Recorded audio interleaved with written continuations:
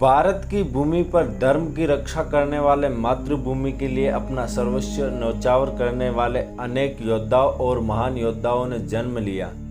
अपने दुश्मन को धूल चटाकर विजयश्री हासिल करने वाले इन योद्धाओं ने कभी अपने प्राणों की परवाह नहीं की, लेकिन इसके बाद भी इन योद्धाओं को इतिहास में स्थान नहीं मिल पा सका। शायद इसके पीछे यह वजह रही होगी कि अगर हिंदुत्व का ये गौरवशाली इतिहास बाहर आ गया, अगर हिंदुओं ने अपने पूर्वजों के इस महानतम इतिहास को पढ़ लिया, तो शायद विधर्मी ताकतें हिंदुस्तान में अपनी जगह नहीं बना पाएगी। सनातनी इतिहास के ऐसे ही एक योद्धा थे राष्ट्रवीर दुर्गादास राठौड़। वो दुर्गादास राठौड़ जिन्होंने इस देश का इस्लामीकरण करने की मुगल आक्रांता औरंगजेब की साजिश को विफल कर हिंदू धर्म की रक्षा की थी। वीर दुर्गादास राठौड़ भारतीय इतिहास में एक बहुत ही अविस्मरणीय नाम है।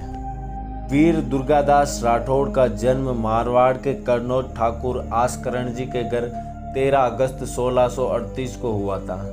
भारत भूमि के पुण्य प्रतापी वीरों में दुर्गादास राठौड़ के नाम रूप का स्मरण आते ही अपूर्व रोमांच भर जाता है। भारतीय इतिहास का एक ऐसा अमर वीर जो स्वदेशाभिमान और स्वाधीनता का पर्याय है, जो प्रलोभन और पलायन से परे प्रतिकार और उत्सर्ग को अपने जीवन की सार्थकता मानता है। दुर्गादास राठौड़ सही अर्थों में राष्ट्र परायणता के पूरे इतिहास में अनन्य है, अनोखे है। इसलिए लोक कंठ पर यह बार बार दोहराया जाता है कि हे माताओं, तुम्हारी कोख में दुर्गादास जैसा पुत्र जन्मे, जिससे अकेले बिन खंभों के मात्र अपनी पगड़ी की पंडूरी, बोझ उठाने के लिए सिर पर रखे जाने वाली वह गोल गद्देदार वस्तु पर आकाश को अपने सिर पर थाम लिया था।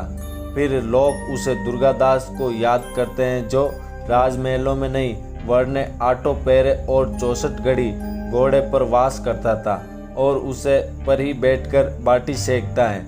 वे अपने युग में जीवंत किद्वंती बन गए।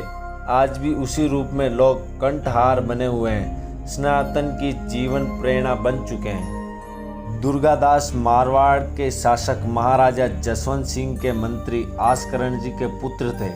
उनका संबंध राठौड़ों की कर्णोत शाखा से था। आसकरण मारवाड़ के शासक गज सिंह और उनके पुत्र जसवंत सिंह के प्रिय रहे और प्रधान पद तक पहुँचे। उनके 3 पुत्र थे, खेमकरण, जसकरण और दुर्गादास। पिता आसकरण की भांति किशोर दुर्गादास में भी वीरता कूट कूट भरी थी। सन 1655 की घटना है। जोधपुर राज्य की सेना के ऊँटों पर बसते हुए राजकीय रायका लुणावा से आसकरण जी के खेतों में घुस गए। किशोर दुर्गादास ने विरोध करने पर भी उन्होंने कोई ध्यान नहीं दिया। वीर दुर्गादास का खून खोल उठा और तलवार निकालकर त्वरित गति से उस राज रायका की गर्दन उड़ा दी।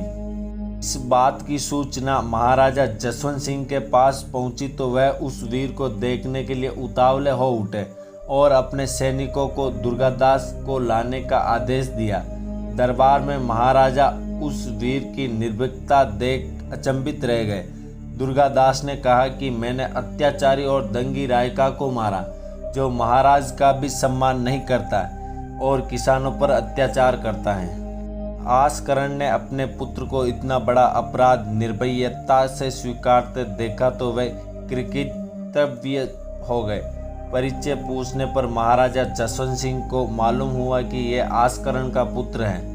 घटना की वास्तविकता को जानकर महाराजा ने दुर्गादास को अपने पास बुलाकर पीठ थपथपाई और तलवार भेंटकर अपनी सेना में शामिल कर लिया। कालांतर में महाराज जसवंत सिंह दिल्ली के मुगल लुटेरे औरंगजेब के मंत्री स्थापित हुए और वे प्रधान सेनापति बने। फिर भी औरंगजेब की नीयत जोधपुर राज्य के लिए अच्छी नहीं थी। वह हमेशा जोधपुर को हड़पने के लिए मौके की तलाश में रहता था।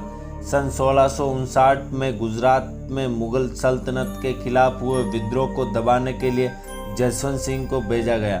2 वर्ष तक विद्रोह को दबाने के बाद जसवंत सिंह काबुल में पठानों के विरोध को दबाने हेतु चल लिए और दुर्गादास की सहायता से पठानों का विद्रोह शांत करने के साथ ही 1678 में वीर गति को प्राप्त हुए। उस समय उनका कोई उत्तराधिकारी घोषित नहीं था। औरंगजेब ने मौके का फायदा उठाते हुए मारवाड़ में अपना वर्चस्व स्थापित करने का प्रयत्न किया। औरंगजेब ने जोधपुर कब्जा कर लिया और सारे शहर में लूटपाट, आगजनी और कत्लेआम होने लगा। देखते ही देखते शहर को उजाड़ दिया गया। लोग भय और आतंक के कारण शहर छोड़कर अन्यत्र चले गए। उन्होंने जजिया कर भी लगा दिया। राजधानी जोधपुर सहित सारा मारवाड़ तब अनाथ हो गया था। ऐसे संकट काल में दुर्गादास राठौड़ कुंवर अजीत सिंह के संरक्षण बने। दुर्गादास ने स्वर्गीय महाराजा जसवंत सिंह की विधवा महारानी तथा उनके नवजात शिशु जोधपुर के 22 शासक अजीत सिंह को औरंगजेब की कुटिल चालों से बचाया। दिल्ली में शाही सेना के 15,000 सैनिकों को गाजर मूली की तरह काटते हुए मेवाड़ के राणा राज सिंह के पास परिवार को सुरक्षित पहुंचाने में वीर दुर्गादास राठौड़ सफल हुए। इससे क्रूर औरंगजेब तिलमिला उठा और उनको पकड़ने के लिए उसने मारवाड़ के चप्पे चप्पे को छान मारा। यही नहीं, उसने वीर दुर्गादास राठौड़ और अजीत सिंह को जिंदा या मुर्दा लाने वाले को भारी इनाम देने की घोषणा की। उधर दुर्गादास भी मारवाड़ को आज़ाद कराने और अजीत सिंह को राजा बनाने की प्रतिज्ञा को कार्यान्वित करने में जुट गए। दुर्गादास जहां राजपूतों को संगठित कर रहे थे, वहीं औरंगजेब की सेना उनको पकड़ने के लिए सदैव पीछा करती रहती थी। कभी कभी तो आमना सामना मुठभेड़ भी हो जाती थी। ऐसे समय में दुर्गादास की दुधारी तलवार और बच्ची कराल काल की तरह रणगणा में मुगलों के मुंडों का ढेर लगा देती थी। मारवाड़ के स्वाभिमान को नष्ट करने के लिए जो मुगल रणनीति तैयार हुई थी, उसे साकार होना दुर्गादास राठौड़ जैसे महान स्वतंत्रता वीर योद्धा और मंत्री के रहते कैसे संभव था। बहुत रक्तपात के बाद भी मुगल सेना सफल न हो सकी। अजीत सिंह को रास्ते का कांटा समझकर औरंगजेब ने अजीत सिंह की हत्या की ठान ली थी।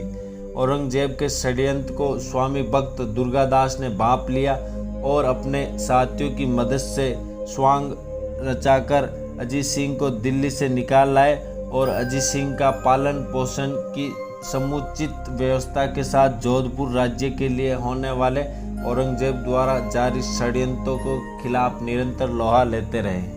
अजीत सिंह के बड़े होने के बाद राजगद्दी पर बैठाने तक वीर दुर्गादास को जोधपुर राज्य की एकता और स्वतंत्रता के लिए दर दर की ठोकरें खानी पड़ी। औरंगजेब की ताकत और प्रलोभन दुर्गादास को डिगा न सका।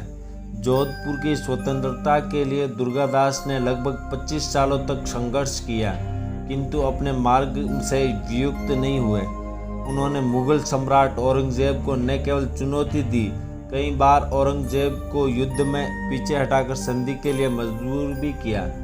उन्होंने छत्रपति शिवाजी महाराज की छापामार युद्ध भी लड़े और निरंतर मारवाड़ के कल्याण के लिए शक्ति संचय करते रहे। मारवाड़ के मुक्ति संग्राम के वे सबसे बड़े नायक थे। दुर्गादास राठौड़ के पराक्रम से औरंगजेब बेनूर हो जाता था और दिल्ली की मुगल सल्तनत भी भयाक्रांत हो जाती थी। दुर्गादास राठौड़ के बारे में कहा जाता है कि उनका खाना पीना, यहाँ तक कि रोटी बनाना भी कभी कभी तो घोड़े की पीठ पर बैठे बैठे ही होता था। इसका प्रत्यक्ष प्रमाण आज भी जोधपुर के दरबार में लगा वह विशाल चित्र देता है, जिसमें दुर्गादास राठौड़ को घोड़े की पीठ पर बैठे एक शमशान भूमि की जलती चिता पर भाले की नोक से आटे की रोटियां सेकते हुए दिखाया जाता है। डॉक्टर नारायण सिंह भाटी ने 1972 में मुक्त छंद में राजस्थानी भाषा के प्रथम काव्य दुर्गादास की इस घटना का चित्रण किया है। तकत औरंग छल आप सिके, सुर औसत सिर सुर सिके, चंचला पीठ सिके, पांकरा पांकरा, सैला असवारा अन्न सिके। हाथ औरंगजेब प्रतिशोध की अग्नि के अंदर जल रहा था।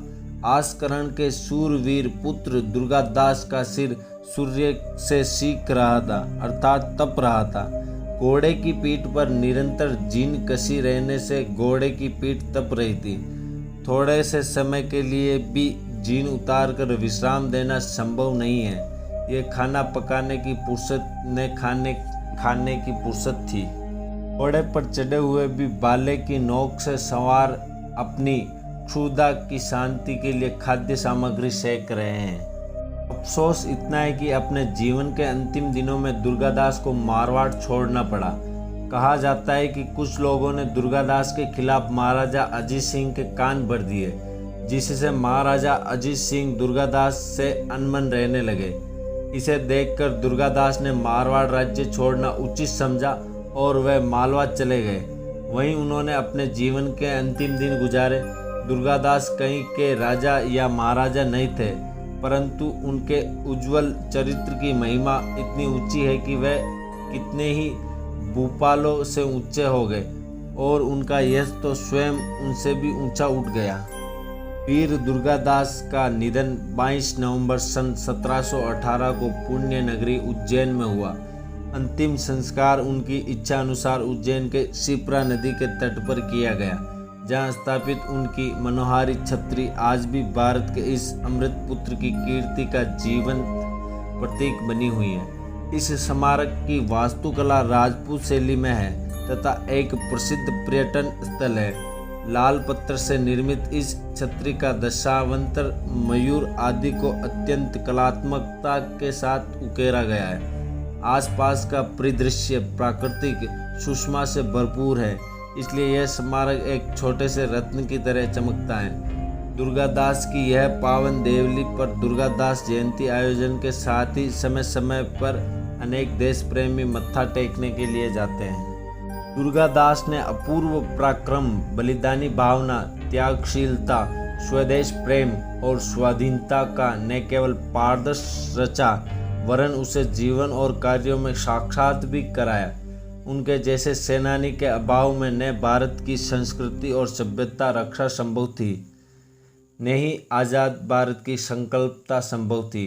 ये निर्विवाद सत्य है कि अगर इस दौर में भी वीर दुर्गादास राठौड़, छत्रपति शिवाजी, वीर गोकुल, गुरु गोविंद सिंह, बंदा सिंह बहादुर जैसे सूरवीर पैदा नहीं होते तो पूरे मध्य एशिया ईरान की तरह भारत का पूर्ण इस्लामीकरण हो जाता और हिंदू धर्म का नामो निशान ही मिट जाता। भारत सरकार वीर दुर्गादास राठौड़ के सिक्के और स्टाम्प पोस्ट भी जारी कर चुकी हैं। ऐसे वीर को हमारा परिवार हिस्ट्री अपडेट नमन करता है और ऐसे ही ज्ञानवर्धक वीडियो के लिए आप हमारे YouTube चैनल को सब्सक्राइब जरूर करें और हमें इंस्टाग्राम पर ज़रूर फॉलो करें। तब तक के लिए धन्यवाद। जय हिंद, जय भारत, इंकलाब जिंदाबाद।